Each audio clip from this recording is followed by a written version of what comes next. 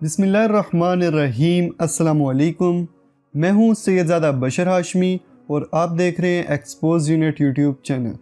میرے عزیزو، جب بھی ہم کوئی چیز آسمان کی طرف اچھالتے ہیں تو وہ واپس زمین پہ آ گرتی ہے۔ یہ کشش ثقل ہے، یعنی گریویٹیشنل فورس، جس کی دریافت کا سہرا نیوٹن کے سر بند آ جاتا ہے۔ لیکن حقیقتاً کیا اس کو سب سے پہلے نیوٹن نے ہی دریافت کیا تھا، یا قرآن پاک نے 1400 سال پہلے ہی اس راز سے پردہ اٹھا دیا تھا؟ میرے عزیزو، آج کی ویڈیو میں آپ قرآن کی روشنی میں یہ جان سکیں گے کہ کشش ثقل یعنی گریویٹیشنل فورس کیا ہے اور بروز قیامت پانی پہ آگ کیسے لگے گی۔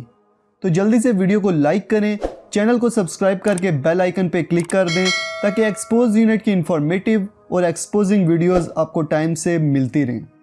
میرے عزیزو، سائنسی تحقیقات کے مطابق کشش ثقل کی پیدائش اس وقت ہوئی جب پوری کائنات ایٹمی ذرات کا دھواں تھی اور ڈارک انرجی ان ذرات کو پھیلاتی جاتی تھی۔ تب گریویٹیشنل فورس نے اس کے خلاف ان ذرات کو ملا کر سیارے، ستارے، کہکشاؤں کو بنانے کا آغاز کیا۔ قرآن پاک نے آج سے 1400 سال پہلے اس تاریخی حقیقت کو یوں بیان کیا کہ پھر آسمان کی طرف قصد فرمایا اور وہ دھواں تھا، تو اس سے اور زمین سے فرمایا کہ دونوں حاضر ہو، خوشی سے چاہے ناخوشی سے۔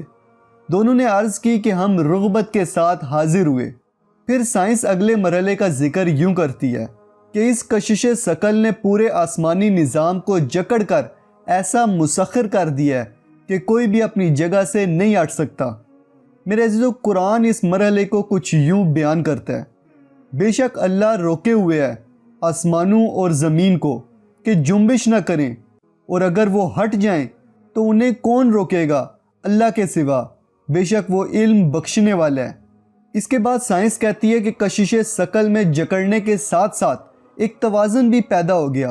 اسی توازن کو قرآن کچھ یوں بیان کرتا ہے: اور اس نے آسمان کو بلند کیا اور میزان قائم کر دی، تو اس کا تقاضا ہے کہ اس میزان میں خلل نہ ڈالو۔ میرے عزیزو، پھر سائنس اس گریوٹی کے بارے میں کہتی ہے کہ یہ اس قدر طاقتور ہے کہ ہم زمین کی سطح اور فضا سے باہر نکل ہی نہیں سکتے جب تک ہم اس گریوٹی کے خلاف انتہائی قوت استعمال نہ کریں۔ اسی لیے آج راکٹ بنائے گئے ہیں تاکہ انسان کشش ثقل کے خلاف انتہائی قوت استعمال کر کے خلا میں جا سکے۔ اس عظیم حقیقت کو قرآن کچھ یوں الفاظ میں بیان کرتا ہے کہ اے گروہ جن و انس، اگر تم زمین و آسمان کی سرحدوں سے نکل کر بھاگ سکتے ہو تو پھر بھاگ کر دکھاؤ۔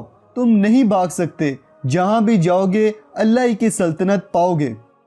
میرے عزیزو، آگے چل کے سائنس کہتی ہے کہ کائنات کی تباہی بھی اسی گریوٹی کے ختم یا کم ہونے کی وجہ سے ہوگی۔ قرآن اس عظیم تباہی کو قیامت کا نام دیتا ہے اور اس تلخ حقیقت کو یوں بیان کرتا ہے: اور قیامت کے دن آسمان پھٹ جائے گا، اس کی بندشیں ڈھیلی ہو جائیں گی۔ سائنس کہتی ہے کہ پانی ہائیڈروجن اور آکسیجن کے ملنے سے بنا ہے، اور کشش ثقل کی کمی کی وجہ سے بنیادی ایٹم بکھر جائیں گے، اور اگر کشش ثقل ختم یا کم ہو جائے تو سمندر میں موجود پانی کے ایٹمز ٹوٹ کر الگ ہو جائیں گے۔ ایٹمز کے ٹوٹ جانے کی وجہ سے ہائیڈروجن آگ پکڑ لے گی اور آکسیجن جلنے میں ہائیڈروجن کی مدد کرے گی، جس سے سمندروں میں آگ لگ جائے گی اور یہ دنیا کا اختتام ہوگا۔